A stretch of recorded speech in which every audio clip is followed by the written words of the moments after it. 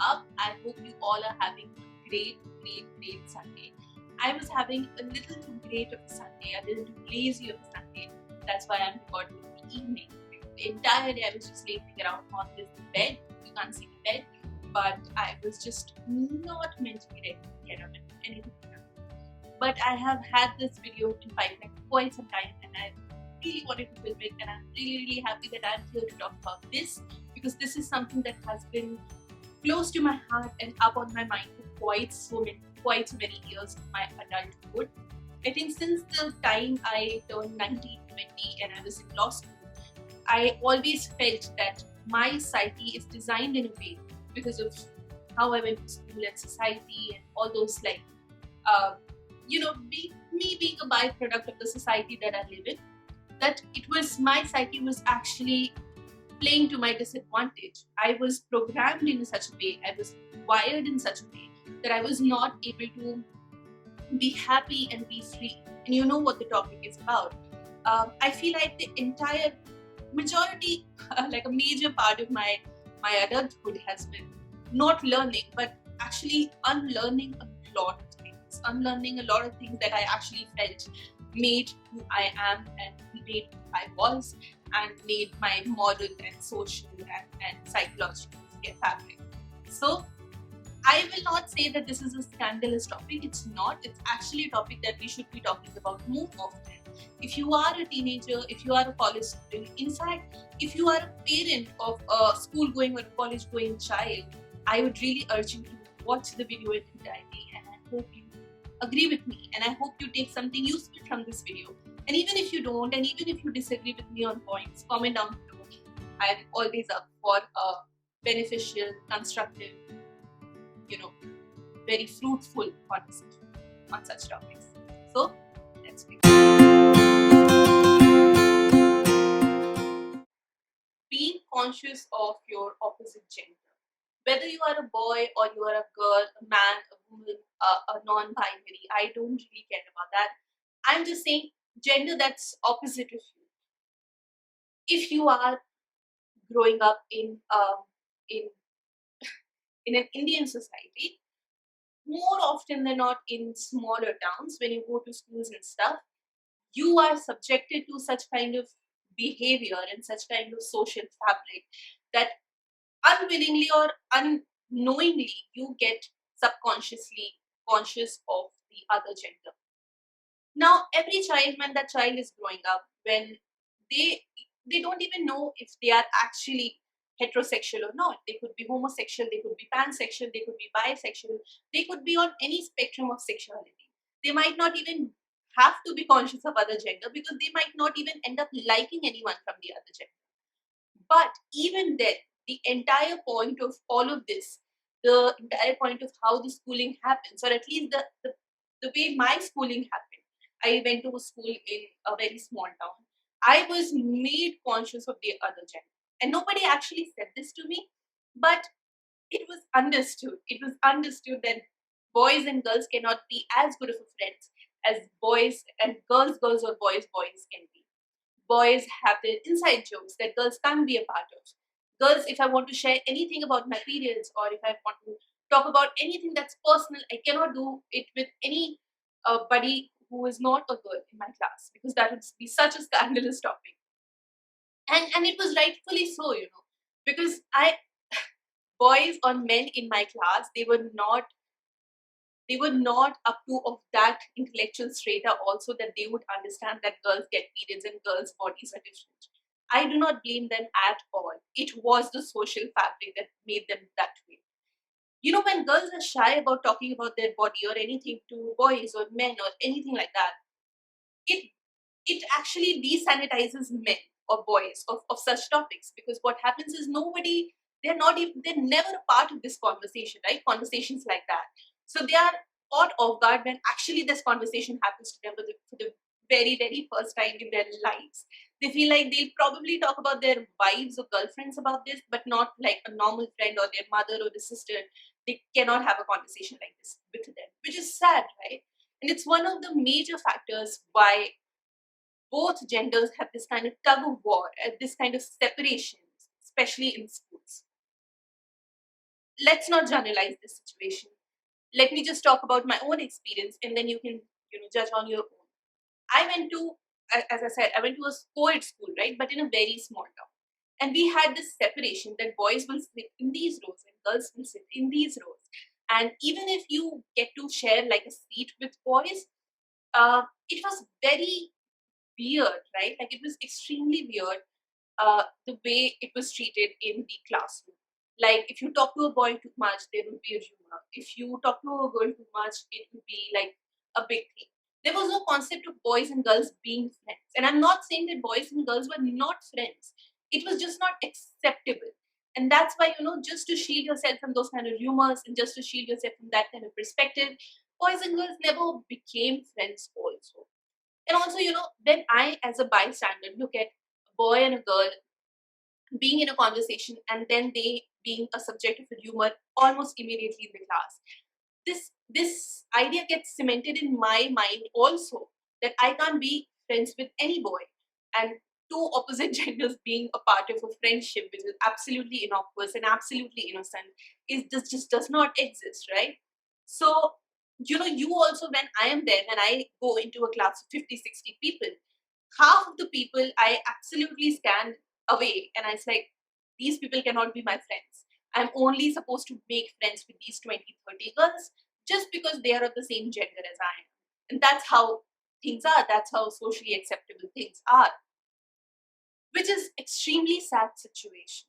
I went to a co-ed school and I definitely say I definitely promote co-ed schools, because when you go off to college, you're not, more or less, you're not going to go into a college of your own where you just get people of your own gender. And when you when you go off to work, when you really, if you really want to be successful in life, you will have to compete with people of all genders, as you should. Everyone is a human being, right? The segregation, even if it happens in school level or even if it happens in college level, maximum in those educational institutions, once you get out in the life, that segregation does not apply to your real life. So you should be able to deal with people who are your age, who are going to be your competitors or colleagues or people who are going to work with you. Imagine a scenario. If you are a girl and you went to an all girls school or an all girls college, or even if you don't, um, if you went to a co-ed school or co-ed college, but a social perspective like this, that you have to be conscious of the other gender, that was forced upon you. Once you get out in the real life, you will never be able to talk normally with people, with like boys or men, once, even if they are, a colleague or a client, or if they are a part of the same team as you are, if they are your bosses, you would not know how to interact with them. आप अपनी gender के लोगों को कब तक ढूंढोगे? And also, the fact remains that just because you are of the same gender, it does not really cement the fact that you're going to be great friends. I grew up conscious of my own gender because of the reasons I just stated. And I didn't really have like a friend who's a boy since till like probably when I turned like 20 or something, in like the second year of college, I believe. When I went to law school, people were just friends. People came from different cities where there was a little bit of liberal, or I would say healthy culture when it comes to co-ed. And even though I came from a co-ed school, I had that consciousness at the back of my mind, right? So when I met these people, and I was just given this room to be friends with people who are opposite gender without being subjected to rumors, I felt like there was a breath of fresh air that I was breathing in. Literally, I made my best of friends that were boys in college. We had absolutely nothing. It was absolutely an innocuous, innocent, platonic friendship, and it just made me so happy. I could talk to them about sensitive topics. I could talk to them about my mental health, about my studies, about my physical health, about my family, about my insecurities, and they would return the favor, right? And it was such a chill atmosphere. And after that, after 5 years of law school, after being in that atmosphere for 5 years, I'm so glad I went to a law school where I had to stay in a hostel, or where with the law school which was in a bigger city than I was, used to being in. After 5 years of law school, when I became a professional lawyer, law, no matter how much women have progressed And of course, there have been changes, but it still remains a male dominated profession, especially when you talk about the upper strata or upper level. I am so glad that I actually got over that consciousness. Right now, I am not even like, whenever somebody says that this is a colleague or this is a client, it does not even cross my mind that, oh, it's a boy or it's a girl. And that's not a conversation that I'm having internally. Because also, if you grow conscious of your, other genders, people's gender become like a major thing or a major issue in your head, which shouldn't be. The entire point of feminism or the entire point of it all is that you look at people beyond their sexuality, their gender, their sexual orientation, where they come from, what they wear. It's about what they have in their mind and what they have in their hearts and how they are to you and how they contribute to the quality of your lives. And I completely get that male and female gender are different in some aspects when it comes to their body. But it does not mean that you cannot talk about body to other people. For example, there would be a difference in conversation, but you can definitely have that conversation. You can go to a girl, a cisgender girl, right? You go to her and you can be like, I've got my periods, and that would be like, oh my god, oh, I had my periods last week or something like that. Or you can go to them and ask for a pad. You can't do that with a cisgender boy because they would not have a pad handy, and they would never get their periods because their body is differently made, right? But you can at least have a conversation about your own periods, that, oh my god, I can't do it because I'm feeling really tired because of my periods, or I can't go to this place because I have my periods. Something like that, you can bring that up in a conversation, and that's completely fine. And that is why I think boys and men also need to grow without that consciousness towards the other gender. What happens is, when you grow conscious of the other gender, the curiosity begins, and that curiosity is not really healthy. When it's taught to you and it's drilled in your mind that the other gender you can only pursue the other gender, and you can only talk to people from other gender when it's more than a platonic interest, when it's a romantic interest or something like that. Boys or men, they start viewing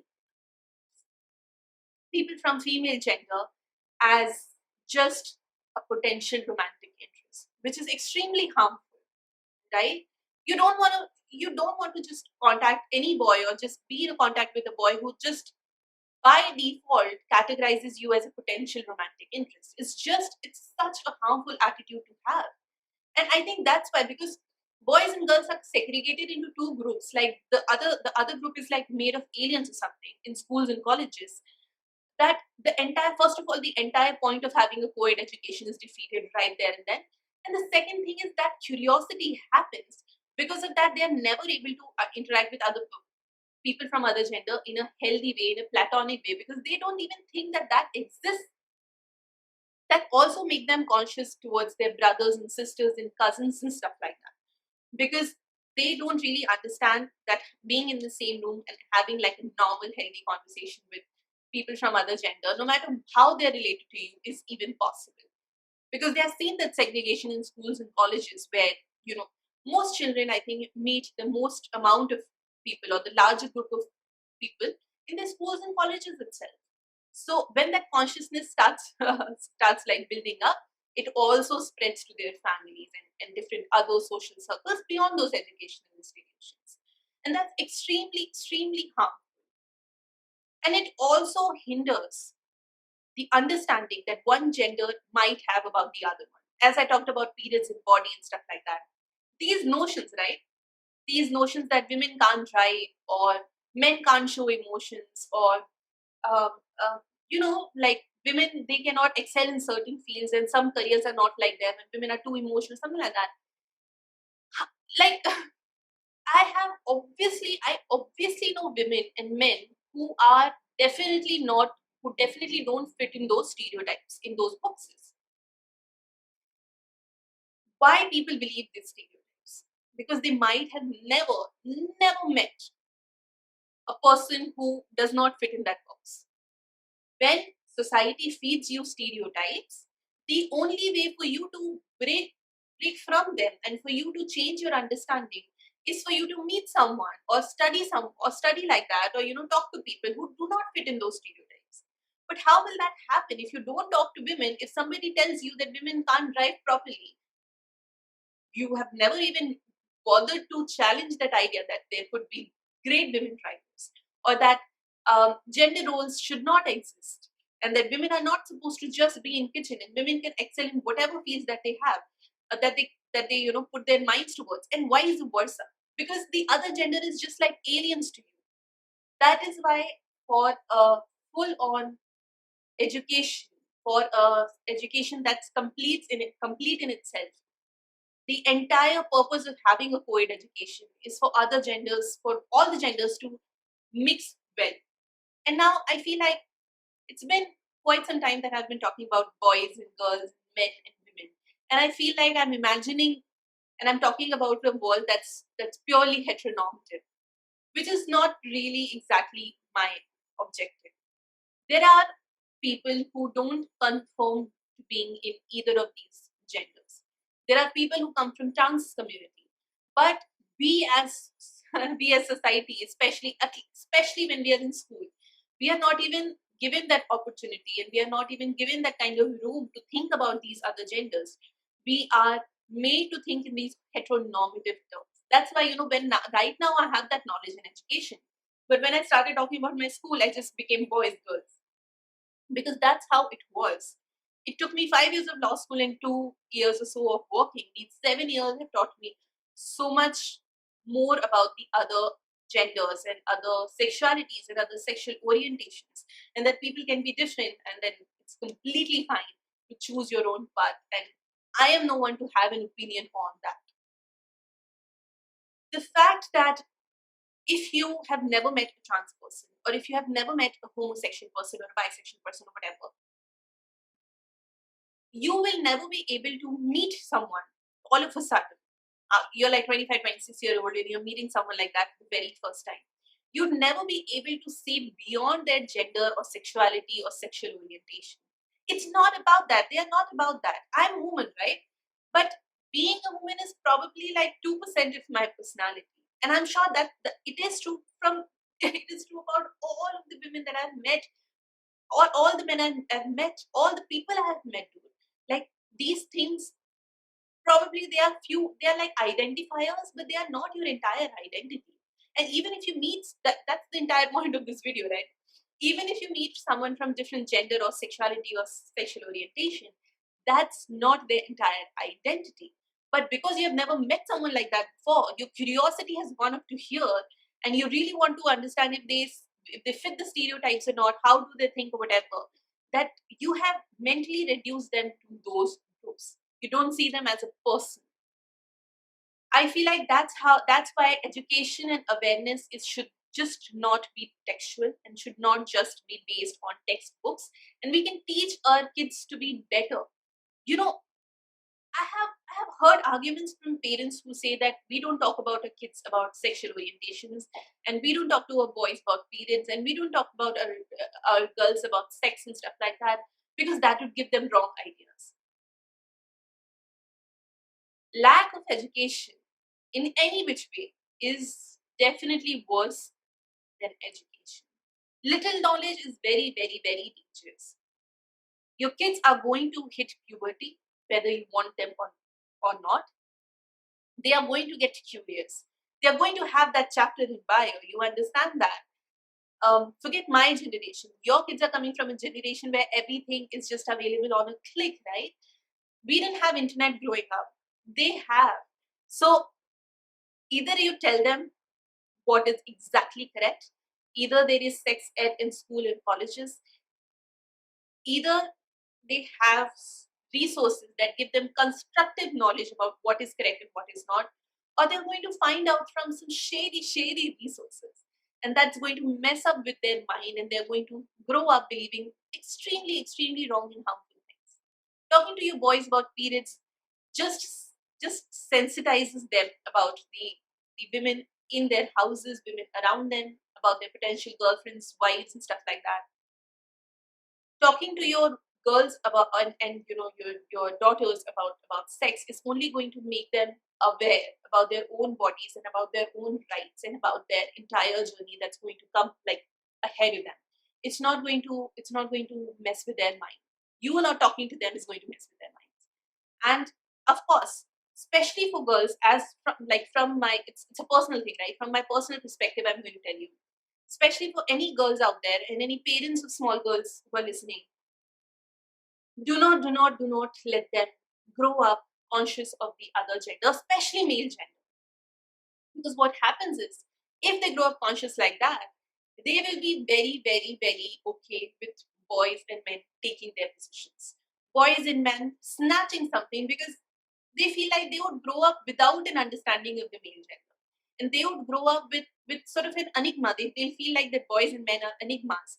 And when they tell them that patriarchy is real, and when somebody tells them that it's supposed to be men's world, they would be very keen to accept that fact. So that kind of education really needs to be there, that it's not men's world and it's not okay for men to take everything. Uh, when they would go in a competitive environment, especially I work in a very competitive environment. I went to law school and I became a lawyer afterwards. It's not okay for girls to be like, okay, I cannot compete with boys because it's a male dominated profession after all. And men are more logical and men are more this and men are more fierce and all of these gender specific notions and roles which would be ingrained in their minds because they have never gotten a chance to explore the male gender is only going to just put their careers into a pit.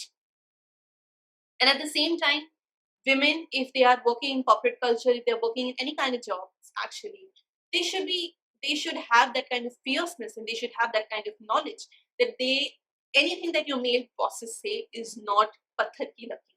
You should not be intimidated by your male bosses. You should respect them because they're superior and that's about it. Because tomorrow, if anything happens, if any sexual or mental harassment happens, you should be able to voice your concern. And you should not be intimidated because your boss or your superior is male. And at the same time, when you're dating, when you're married, your boyfriends and your husbands are not gods. We women, we girls, especially in Indian society, we grow up having as our fathers as the head of the family. And we see, at least for me, I grew up with my mother, my grandmother, and my father. The only male that I knew was my father. My father is probably the most wonderful man that's out there. But I'm saying, right, that I have grown into a patriarchal household as most of us are. So we are used to seeing a man as the head of the family. If you don't sanitize your if you don't make your girls okay with them talking and exploring male gender, they will always be fine with men being not only the head of the family, but also at the head of the board, also at the head of the team, also at the head of everything. So they will not question their male bosses. They will let their male colleagues take all the glory. They will make sure that they treat their boyfriends and husbands as their fathers who are above them and not as their equals. And that would also and that kind of thinking they'll pass on to their kids, and a lot of generations are going to be affected by that, which is a very, very harmful mindset to live with. So especially for girls and parents of girls out there who are watching this, I would really urge you for actually promoting your girls to be friends with boys. That's completely okay. Boys and girls can be friends, they can be best friends, and it could be one of the best friendships you can have is with your opposite genders. It really doesn't matter who is what is the gender or sexuality of the other person. It's about the person, it's about what they have in their mind and hearts. That matters. I have my best friends who happen to be girls, and I have my best friends who happen to be boys. And this could only happen when I learned to look beyond their gender and beyond, all this facade. These are just identifiers, these are not their identity. Now I have given you sufficient gyan, so if you want to replay, go replay the video and just listen to me for so many minutes straight, and I would and I really, really hope that you like this video. The point and the purpose of coming here and doing all this bug is not to bore you, but it's actually to put out there a perspective, a voice that it was only in my mind till this point, and I would really like to use this platform to put it out there for other people to even think about it and even talk about it, Because I think most revolutionary steps happen, societies change when we let our thought processes take charge and when we become part of fruitful and constructive conversations. So talk to me about it. I'm always there to converse. Or talk in your own family, in your own circle, in your own group, with your own children. Never stop talking to your own children. And I think even if parents start talking to their children um, in the amount that they should, especially uh, fathers to their daughters and mothers to their boys, I think half of our problems would be solved and you'd be a much better society. I'll see you guys in my next